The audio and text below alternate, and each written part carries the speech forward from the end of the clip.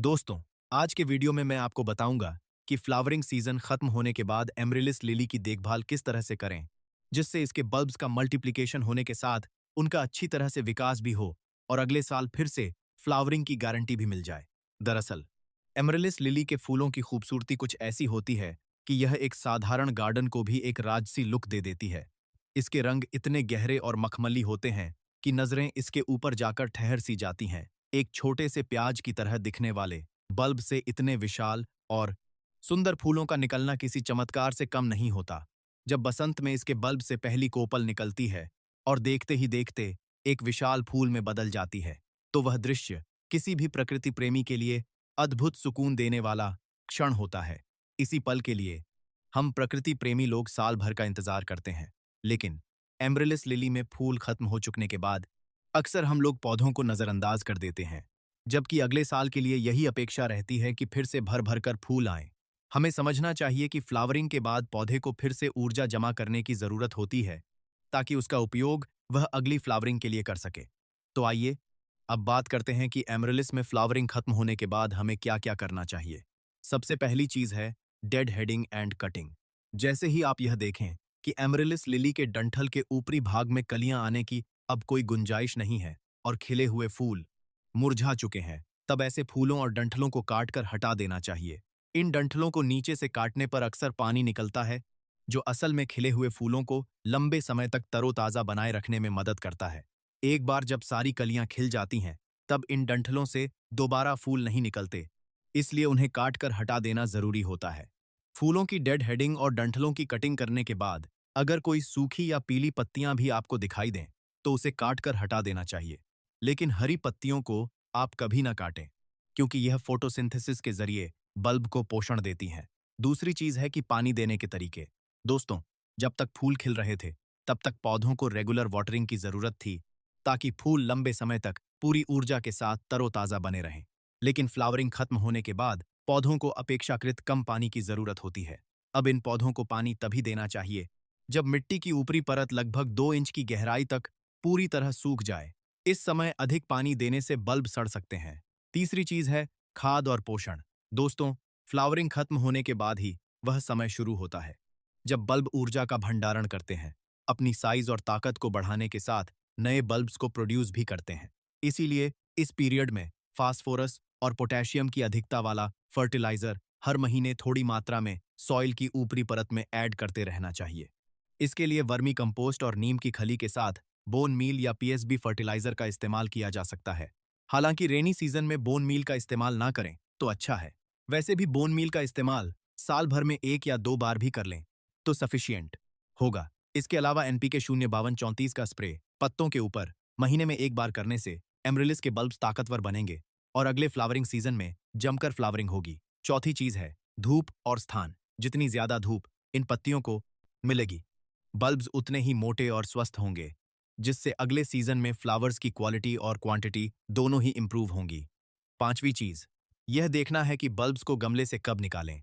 अप्रैल से अक्टूबर तक amaryllis lily के बल्ब्स को बाहर निकालने के बारे पांचवी चीज इन डिस्टेंट के बाद में बिल्कुल भी नहीं सोचना चाहिए। इसे पूरी गर्मी और बरसात गमले में ही रहने दें। जब सर्दियां शुरू होंगी और पत्तियां अपने आप पीली होकर सूखने लगेंगी, तब इस बात का निर्णय करेंगे कि बल्ब्स को बाहर निकालें या फिर गमले में ही छोड़ दें। इसका निर्णय कैसे करेंगे, यह मैं आगे आपको बताऊंगा। हालांकि दोनों ही स्थितियों में एमरिलिस लिली के बल्ब्स को डोरमेंट स्टेट में रखा जाता है, ताकि वे कम से कम 6 से 8 हफ्तों तक आराम कर सकें। बल्ब्स की प्रॉपर डोरमेंसी ही वह असली चाबी है, जिससे अगले सीजन में फ्लावरिंग की गारंटी मिलती है।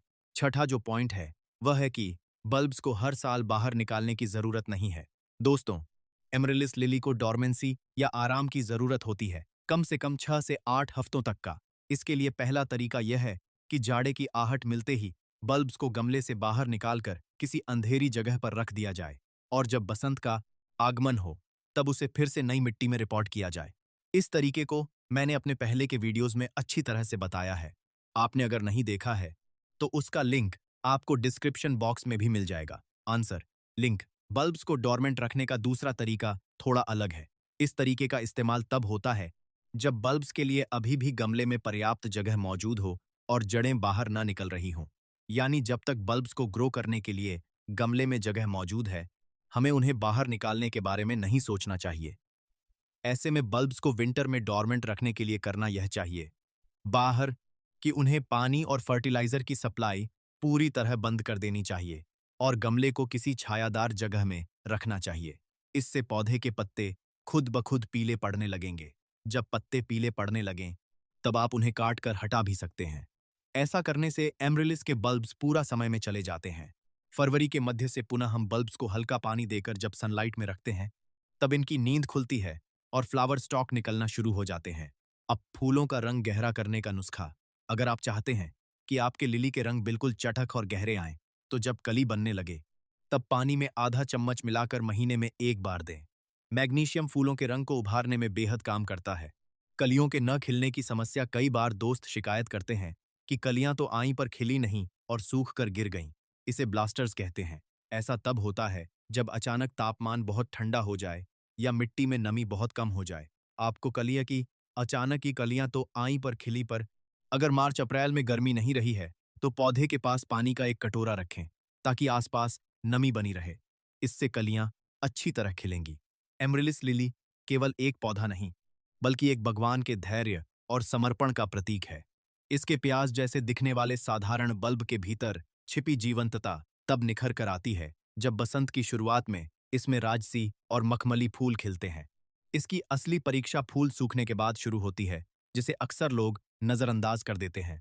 वास्तव में फूल गिरने के बाद का समय बल्ब के लिए नींव का होता है।